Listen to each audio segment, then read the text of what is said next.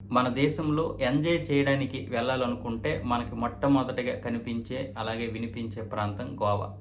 గోవాకి మన దేశంలో ఉన్నటువంటి అన్ని రాష్ట్రాల నుంచి కూడా వెళ్తుంటారు. చాలామంది యువత వెళ్తుంటారు. అయితే చాలామంది చెబుతున్న విషయాలతో పాటు దాదాపు 95% మంది అక్కడ ఉన్నటువంటి పౌరులు కూడా చెబుతున్న విషయం ఏమిటంటే గోవాలో జరిగినన్ని దారుణాలు, దోపిడీలు, దౌర్జన్యం మరెక్కడా జరగదంట. అందుకే చాలామంది గోవా కంటే కూడా థాయిలాండ్, బ్యాంకాక్ వెళ్ళడానికైతే ప్రయత్నాలు చేస్తున్నారు.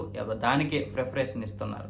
ఇక్కడి నుంచి విశాఖపట్నం నుంచి గానీ, లేకపోతే ఢిల్లీ నుంచి గానీ, కలకత్తా నుంచి గానీ గోవా వెళ్ళాలంటే చాలా డబ్బులు ఎక్కువ ఖర్చవుతాయి. గోవా కంటే బ్యాంకాక్ వెళ్ళడమే చాలా తక్కువ.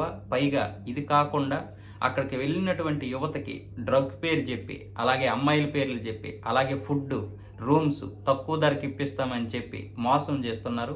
చాలామంది నైజీరియన్లు ప్రాణాలు తీయడానికి కూడా వెనకాడడం లేదంట.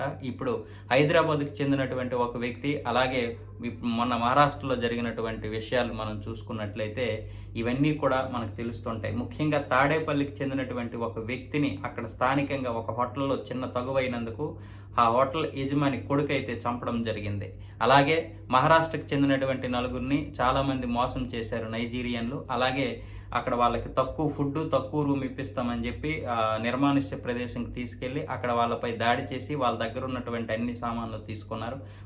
విలువైన వస్తువులు కూడా తీసుకున్నారు. లాస్ట్‌కి ఫోన్‌తో సహా అన్నీ తీసుకున్నారు. అలాగే హైదరాబాద్‌కి చెందినటువంటి ఒక వ్యక్తికి ఒక నైజీరియన్ డ్రగ్ ఇస్తానని చెప్పి ₹2,00,000 తీసుకొని పారిపోయాడు. కాబట్టి గోవా వెళ్తే మాత్రం చాలా జాగ్రత్తగా ఉండండి. వెళ్ళకపోతే ఇంకా మంచిది. అక్కడ ఎందుకంటే ఇన్ని దారుణాలు, ఆటో వాళ్ళతో సహా క్యాబ్‌లు అందరూ మోసమే. అన్నీ మోసమే. అందుకే ఈరోజు గోవా చూసుకున్నట్లయితే చాలా వరకు ఖాళీ అయిపోతుంది. ఇప్పుడు మన దగ్గర గోవా వెళ్ళాల్సిన వాళ్ళందరూ కూడా పాస్‌పోర్ట్‌లు రెడీ చేసుకొని బ్యాంకాక్ వెళ్ళిపోతున్నారు. ఇది మన దేశ దౌర్భాగ్యం.